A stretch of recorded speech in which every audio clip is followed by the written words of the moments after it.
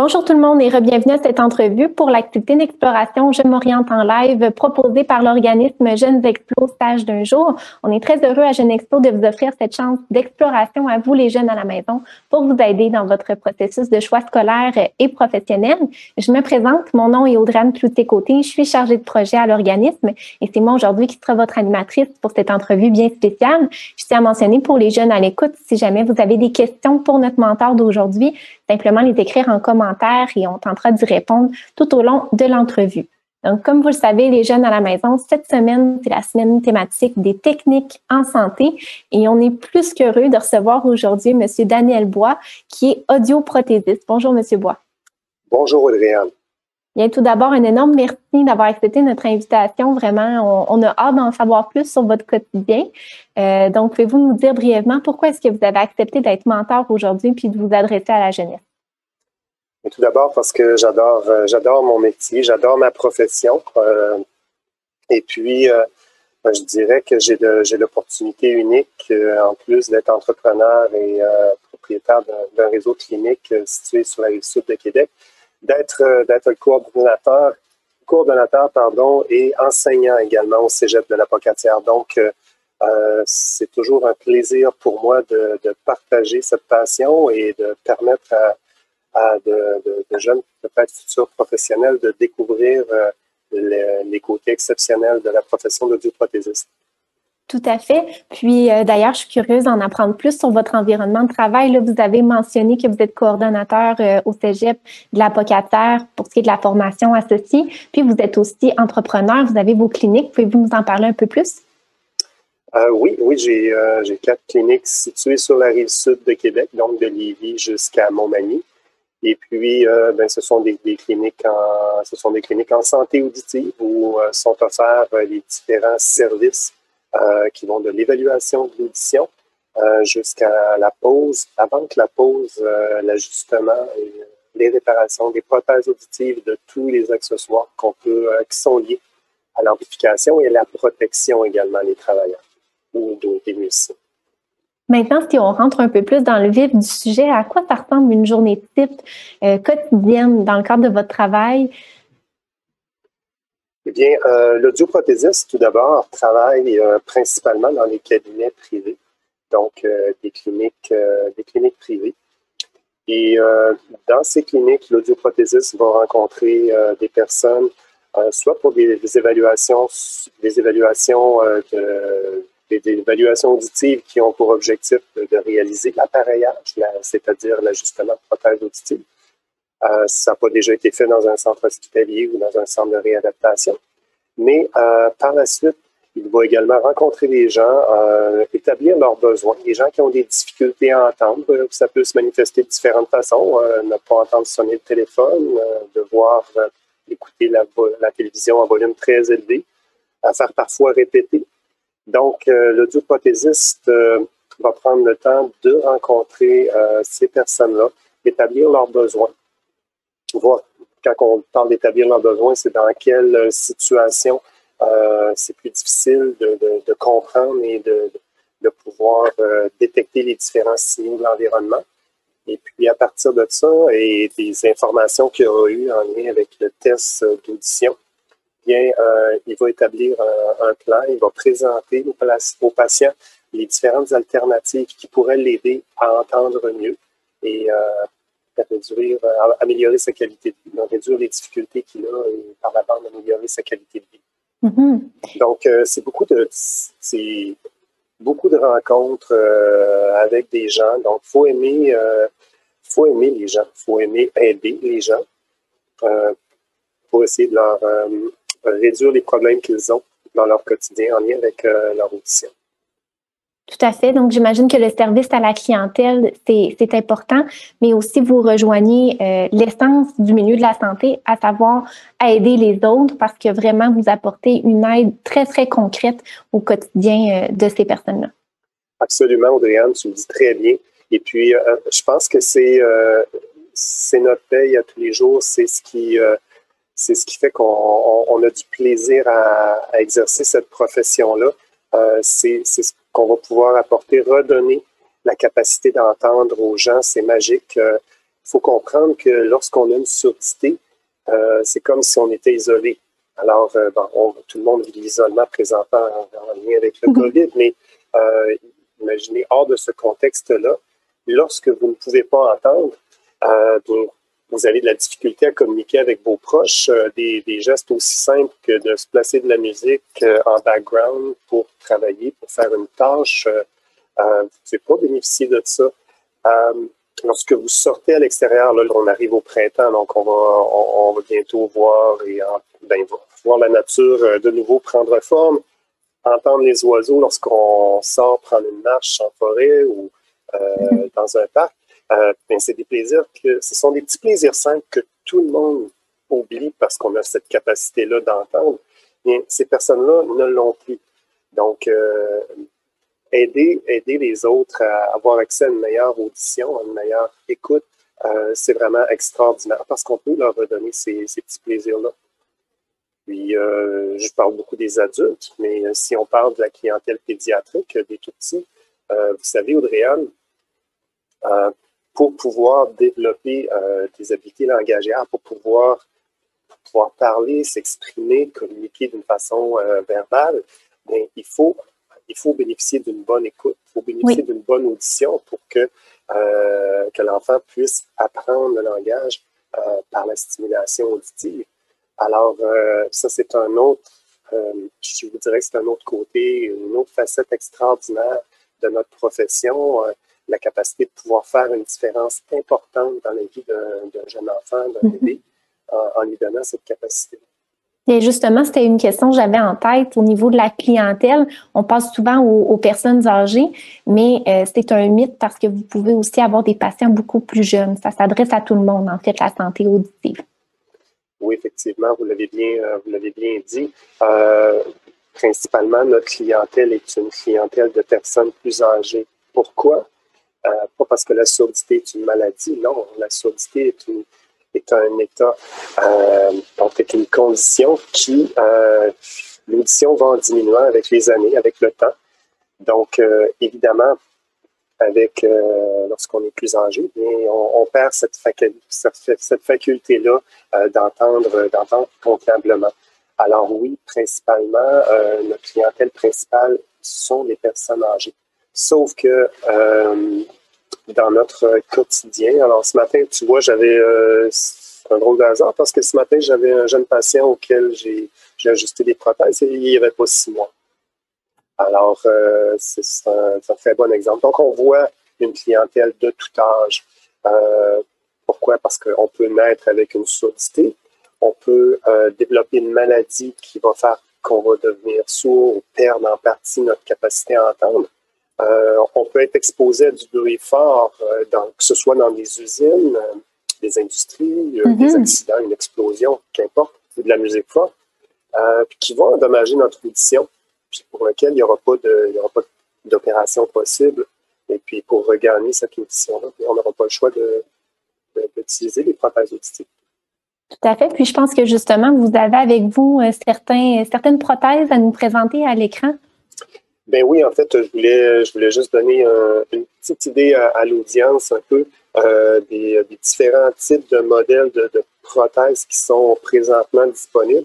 Donc, on les a fixés sur des oreilles en plastique pour vous montrer un petit peu en un coup d'œil les principaux modèles. Donc, ce qu'on retrouve aujourd'hui sur le marché, il y a 2 grandes familles. Il y a une famille de prothèses qui vont derrière l'oreille, donc qui reposent sur le dessus de votre oreille qui sont contenues dans un petit boîtier comme ceci, puis qui ont différentes dimensions, dont le fil ou la conduction du son pour amener le son dans l'oreille peut être plus costaud ou un peu plus discret comme celui-ci. Donc ça, c'est la famille des produits qui vont au-dessus de l'oreille. D'autre part, on a d'autres prothèses qui, eux, toutes les composantes électroniques sont situées dans l'oreille.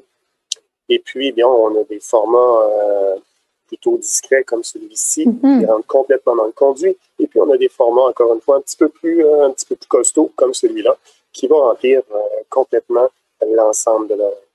Donc, ce sont différents produits qui vont être disponibles et pour lesquels l'audioprothésiste est justement là à partir des besoins de la personne, de l'ensemble de la personne, va pouvoir recommander la prothèse qui va être la plus adéquate, le modèle de prothèse qui va être le plus adéquat, dis-je.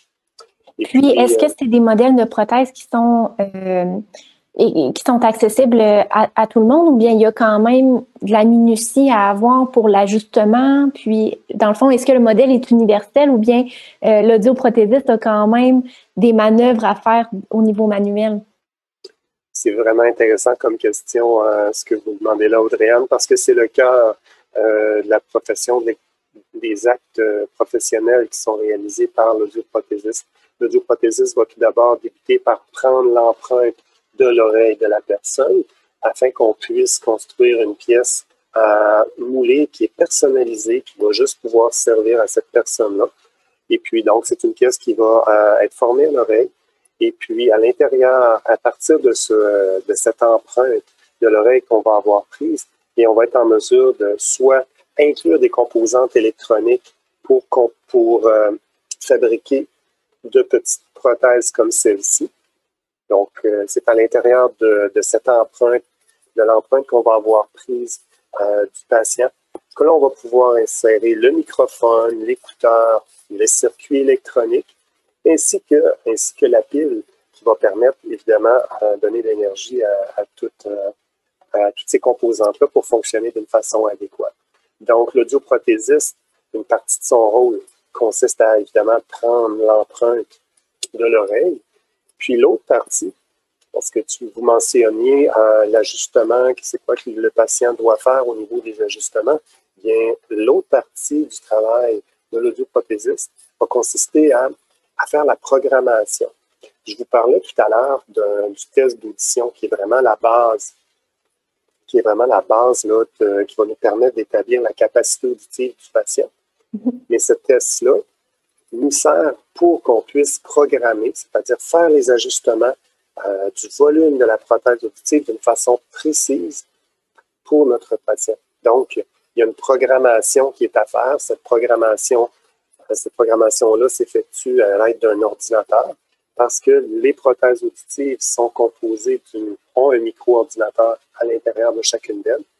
Donc, l'audioprothésiste, il est devant son ordinateur. Et tout à l'heure, j'ai des photos que je pourrais vous montrer. Peut-être, j'ai une collègue qui est en train de faire justement une programmation. Donc, l'audioprothésiste est assis devant l'ordinateur et puis le patient est à côté. Et on se trouve à transmettre de l'information à la prothèse pour lui dire comment il doit réagir à des sons faibles, à des sons forts, tout ça en fonction de la fréquence du type de son. Quand je parle de fréquence, c'est des sons graves et des sons aigus. Justement, est-ce que vous pourriez nous présenter ces photos-là, ce matériel-là? Oui, absolument. Donc, les photos, présentement, ne sont pas en ordre. Donc, bien écoutez, tandis qu'on y est, je vous montre l'intérieur d'une clinique, d'une de mes cliniques. Donc, ça va vous donner un petit peu une idée de l'environnement dans lequel l'audioprothésiste travaille. On a parlé tout à l'heure que le milieu de travail, c'était un milieu en clinique privée, en cabinet privé. La majorité des audioprothésistes travaillent du lundi au vendredi. Ce sont des horaires de jour, parfois quelques soirs. Mais on ne fait pas de nuit ni de fin de semaine habituellement. Ce sont des exemples de produits qui sont disponibles dans mes cliniques. On parlait de prothèses auditives. Donc, voici quelques modèles de prothèses dont je ne vous ai pas parlé tout à l'heure, mais ce sont des modèles rechargeables. Tout à l'heure, j'ai parlé de piles. La majorité des prothèses sont encore à piles, mais on a maintenant des petits modèles discrets qui peuvent être rechargeables. Voici une salle de consultation. Donc, je vous parlais que l'audioprothésiste est d'un côté, devant son ordinateur, et puis le patient se trouve de l'autre côté. Là, évidemment, dans le contexte COVID, vous voyez qu'on a un plexiglas entre les deux. Voici ma collègue, alors Mme Murray, qui est en train de procéder à la programmation d'une prothèse auditive d'un patient. Donc, elle a devant elle l'écran de programmation qui lui montre la prothèse droite, les ajustements physiques de la prothèse droite, de la prothèse gauche, Puis vous voyez peut-être pas parce que c'est minuscule, mais on a une espèce d'équalizer ici au bas qui nous permet de précisément aller ajuster chaque fréquence pour pouvoir donner l'intensité qui est voulue en fonction du statut auditif du patient, c'est-à-dire de la capacité auditive du patient. Donc, le tout se passe, je vous dirais maintenant, 90% du temps sans fil, c'est-à-dire qu'on a des transmetteurs Bluetooth qui permettent d'envoyer les instructions sur les changements à faire dans le processeur de la prothèse auditive. Donc, on a un émetteur Bluetooth qui est du côté de l'audioprothésiste. On en voit un ici qui est tout petit. Et puis, le patient est de l'autre côté. Et puis, la prothèse auditive reçoit le signal Bluetooth et procède aux ajustements qui ont été indiqués par l'audioprothésiste. Vraiment intéressant. Donc, la technologie, ça occupe une grande place là, dans ce milieu-là. Oui, effectivement. On a parlé beaucoup des habiletés de communication, mais la technologie est également omniprésente dans notre domaine. On parlait de l'ajustement des prothèses auditives qui sont faites par l'audioprothésiste, mais maintenant, on a plusieurs modèles de prothèses pour lesquels il existe des applications dont le patient peut télécharger l'application et puis procéder à des ajustements du volume par lui-même sur ces prothèses. Donc, l'audioprothésiste sert souvent à aider le patient aussi à télécharger tout ça et fait de l'enseignement. On fait beaucoup d'enseignement auprès des patients pour leur montrer comment utiliser les applications, comment également insérer des choses de base comme comment insère-t-on la prothèse dans son oreille, comment est-ce qu'on l'entretient d'une façon quotidienne pour être en mesure que les performances demeurent toujours adéquates.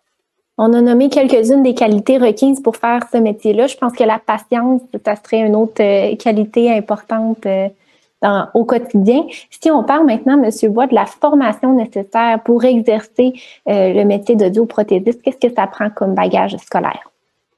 Donc, l'audioprothésiste, pour devenir audioprothésiste, vous devez détenir un diplôme d'études collégiales. Donc, c'est une technique de 3 ans. Elle est offerte au Québec dans 2 cégeps, le cégep de Rosemont dans la région de Montréal et le cégep de la Pocatière dans le bas du fleuve. Donc, c'est une formation quand même de courte durée, 3 ans, qui permet l'accès direct au marché du travail. Vous avez nommé tout à l'heure quelques secteurs d'activité possibles, notamment dans les cliniques privées. Et une fois qu'on a son diplôme en main, sa technique, est-ce qu'on peut appliquer dans d'autres environnements de travail que les cliniques privées, par exemple? Oui, absolument, Audrey-Anne, pardon. J'aimerais faire toutefois juste faire un point. Oui. Pour pouvoir exercer la profession d'audioprothésiste, l'étudiant gradué, donc le diplômé en audioprothèse du cégep, d'un des cégeps, doit faire partie de l'ordre des audioprothésistes. Donc c'est une profession et on fait partie d'un ordre professionnel. On est régi par un ordre professionnel et tout cela pour la protection du public.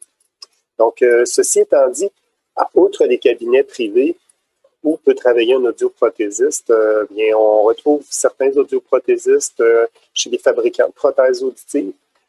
Ces gens-là vont soit occuper des fonctions plus au niveau de la vente ou bien du soutien technique aux audioprothésistes. Donc, ce sont des audioprothésistes qui deviennent vraiment des spécialistes pour cette compagnie-là au niveau technologique et puis qui vont offrir un soutien à titre d'expert de la compagnie pour certaines questions entourant leurs produits spécifiquement.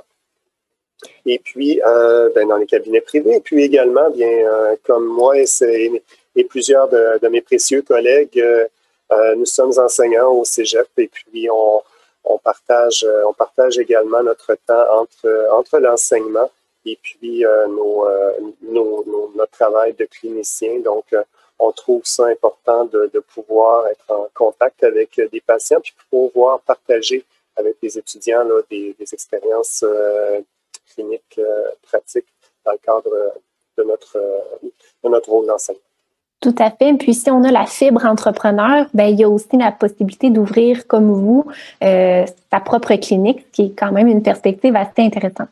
Absolument, absolument. Je vous dirais que dans les finissants qui ont terminé au cours des dernières années au cégep à la Pocatière, plusieurs d'entre eux qui avaient un esprit entrepreneurial ont ouvert des cliniques. Donc, oui, c'est une des belles options qui s'offrent devant nous pour les gens qui sont entrepreneurs et puis qui ont cette fibre-là en eux. Bien, ils peuvent exercer la profession à titre de propriétaire.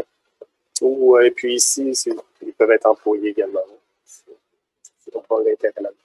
Est-ce qu'il y a beaucoup de perspectives d'emploi sur le marché du travail? Est-ce qu'il y a de la demande? Est-ce facile de se trouver un emploi dans ce domaine-là quand on est gradué puis qu'on fait partie de l'ordre? Oui, absolument. On mentionnait tout à l'heure, je pense en début d'entrevue, vous avez évoqué le fait que notre clientèle était principalement âgée. Donc, la démographie au Québec fait que la population vieillit. Donc, il y a de plus en plus de personnes âgées. Les personnes âgées vivent de plus en plus longtemps avec une meilleure qualité de vie, souhaitent pouvoir accès à des activités normales et en profiter auditivement.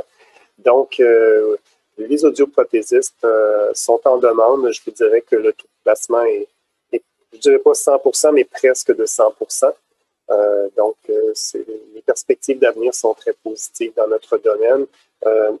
Généralement, la majorité, quand je dis la majorité, ça doit être environ 99% des finissants de mon cégep, ou même de l'autre cégep, du cégep de Rosemont, ont un poste avant de terminer leur cours. Vraiment intéressant. Parfois même après la première année d'études, parce qu'ils se trouvent des emplois d'étudiants dans les cliniques. Donc, ça offre de belles perspectives d'emploi, ça c'est certain. Puis, vous avez nommé aussi les conditions d'emploi qui sont vraiment intéressantes aussi en termes de qualité de vie là, pour les horaires et tout. Donc, de belles perspectives. Et si on parle maintenant d'une question qui revient extrêmement souvent, à savoir, c'est quoi la différence plus particulièrement entre un audioprothésiste et un audiologiste? Ça c'est vraiment une question fréquente. Oui, bien, tout d'abord, je vais peut-être juste faire un pas en arrière pour vous dire que dans le domaine de la santé auditive au Québec, on retrouve 3 professionnels. Il y a le médecin ORL, donc qui a fait son cours en médecine et une spécialité au niveau des maladies du nez, de la gorge et des oreilles. Il y a par la suite l'audiologiste. L'audiologiste qui a complété une maîtrise à l'université. L'audiologiste, lui, son rôle est dans un rôle au niveau de l'évaluation de tous les troubles de l'audition, une évaluation en profondeur de tous les troubles de l'audition, et va également travailler au niveau de la réadaptation des problèmes auditifs. Donc, c'est le créneau de l'audiologiste. Et finalement, l'audioprothésiste, comme je disais, au niveau de la formation, on parle de 3 ans. C'est une technique spécialisée en audioprothèse. Et l'audioprothésiste, lui, son rôle, c'est de faire la vente, la pose, le remplacement des prothèses auditives. Donc, son rôle est vraiment campé dans tout ce qui entoure les services autour des prothèses auditives. Puis, je l'ai mentionné rapidement tout à l'heure, mais c'est sûr que on fait également des bouchons de protection, tant pour les musiciens que pour les travailleurs, ou parfois même pour les jeunes enfants qui ont eu des chirurgies aux oreilles. On leur fait des bouchons pour protéger l'entrée d'eau dans l'oreille suite aux chirurgies. Mm-hmm. Donc, si je comprends bien, l'audiologiste, c'est plus au niveau de l'évaluation diagnostique, puis l'audioprothésiste, c'est vraiment plus dans le concret avec le client au niveau de l'ajustement, puis cibler les besoins du client, puis plus dans le concret, si on peut dire. Mais en fait, je dirais pas que l'audiologiste n'a pas un rôle concret. L'audiologiste va également passer du temps avec les patients, puis au niveau de la réadaptation, ils vont passer beaucoup de temps avec les patients, ainsi qu'au niveau de l'évaluation. Mais le rôle de l'audioprothésiste, c'est vraiment plus un rôle au niveau de toute la technique et la programmation, l'ajustement, la sélection, l'ajustement des prothèses auditives. Donc, l'audioprothésiste va être vraiment le premier professionnel là, à pouvoir réaliser l'ensemble de ces actes-là pour permettre aux patients d'avoir accéder à une meilleure audition, une meilleure qualité. Je comprends mieux, merci. Puis si on parle maintenant de votre parcours à vous, plus personnel, comment est-ce que vous avez eu cette envie-là de vous diriger vers la santé auditive? Puis quel a été votre parcours à ce moment-là? J'ai un parcours un petit peu atypique dans le sens que j'ai complété une maîtrise en audiologie, donc j'ai une formation d'audiologiste à la base. J'ai travaillé beaucoup à l'extérieur de la province. Et puis, à l'extérieur de la province, bien, j'ai été dans des rôles où je travaillais beaucoup dans des fonctions qui sont exercées par l'audioprothésiste au Québec. Donc, pour moi, c'était clair, c'était une passion, la passion de travailler en amplification, de pouvoir redonner la capacité d'écoute aux patients. Pour moi, c'était essentiel. C'est ce qui me nourrissait beaucoup. Puis, c'est ce qui a fait que j'ai pu avoir la grande opportunité, la grande chance dans ma carrière d'exercer, de travailler en différents postes qui m'ont toujours gardé en contact avec l'amplification auditive, les technologies pour améliorer l'écoute des patients. Puis justement, vous parlez des technologies. Si vous pouvez prendre un petit moment pour nous expliquer la machine qui se trouve derrière vous, on est curieux de savoir ce que c'est. Oui, ben en fait, il s'agit d'une chambre insonore. Donc, c'est le type de salle qu'on va utiliser pour faire des tests d'audition. Donc, lorsque le patient vient, la personne vient nous voir, bien, on a besoin de déterminer avec précision les niveaux d'écoute qu'elle a. Donc, puis pour faire ça, bien, on a besoin d'un environnement qui est très, très calme, vous vous en doutez. Alors, pour ça, bien, l'audioprothésiste, les audiologistes, on utilise des chambres insonores comme celle-ci. Donc, vous voyez la porte qui est là. Alors, la personne est à l'intérieur de la salle. On lui place des écouteurs dans les oreilles. Et puis, donc, il y a un petit ordinateur ici qu'on appelle un audiomètre qui va servir à générer des stimulations sonores.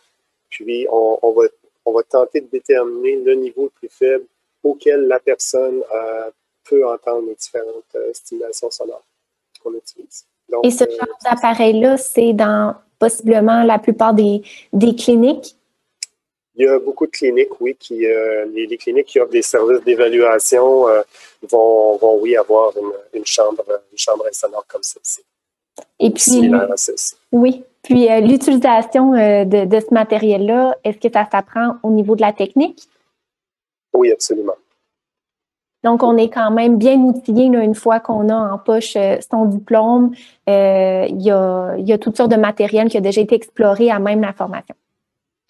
Oui, absolument, tout à fait. Dans les deux cégeps, que ce soit à l'Apocatière ou à Rosemont, la formation elle est très complète. Et puis, les étudiants vont recevoir des cours tant au niveau de faire des tests d'audition, donc de l'audiométrie, la mesure de l'audition, l'ajustement des prothèses auditives, les réparations mineures, la prise d'empreintes, tout ce qui s'appelle l'éducation aux patients, parce qu'on parlait beaucoup de communication, mais il y a beaucoup de relationnel, donc d'expliquer aux gens comment bien utiliser leurs prothèses, les mettre, les nettoyer, etc. Et puis, j'imagine aussi qu'il y a un volet théorique qui va avec la formation parce que, veut pas, il faut quand même avoir certaines bases en biologie, par exemple. Oui, tout à fait. Donc, que ce soit, encore une fois, dans les deux cégeps, on parle beaucoup, il y a des laboratoires sophistiqués avec des équipements comme ceux-ci, mais vous avez également des enseignements plus magistraux qu'on appelle, donc des cours en anatomie, en biologie, en pathologie de l'oreille. On a des cours en physique acoustique, en électronique, puis tout ce qui s'appelle, tous les autres cours que j'ai nommés tout à l'heure, de l'audiométrie, des cours sur les aides auditives, comment les sélectionner, les programmer, mesurer leur performance, puis par la suite, tous les cours de réadaptation pour comment prendre toute la technologie puis le patient, puis s'assurer que le patient est en mesure de tirer le plein maximum de la technologie qu'on lui a mis. Donc, la profession d'audioprothésiste, c'est un heureux mélange de technologie, de science et de santé. en plus du service client qui est très important. Donc, c'est possible de trouver sa branche à travers tout ça, je suis certaine. Là-dessus, M. Bois, c'est tout le temps qu'on avait déjà pour l'entrevue. Ça a passé extrêmement vite. En terminant, est-ce que vous auriez un mot d'encouragement pour les jeunes qui souhaiteraient se diriger vers ce beau domaine d'emploi? Écoutez, je pense que d'avoir le privilège de permettre aux gens d'entendre mieux, c'est un privilège exceptionnel, c'est une profession fantastique. Donc, si vous vous reconnaissez dans les qualités qu'on a énumérées précédemment, vous allez adorer. Bien, sur ces belles paroles, c'est ce qui met fin à notre entrevue. Un énorme merci d'avoir accepté notre invitation. Ça a été un bonheur d'en apprendre plus sur votre quotidien. Et puis, les jeunes, je vous félicite d'avoir pris les moyens concrets pour faciliter votre choix scolaire et professionnel. Pour les jeunes à la maison, on se dit à une prochaine entrevue. Merci encore, M. Bois. Merci, Audrey-Anne.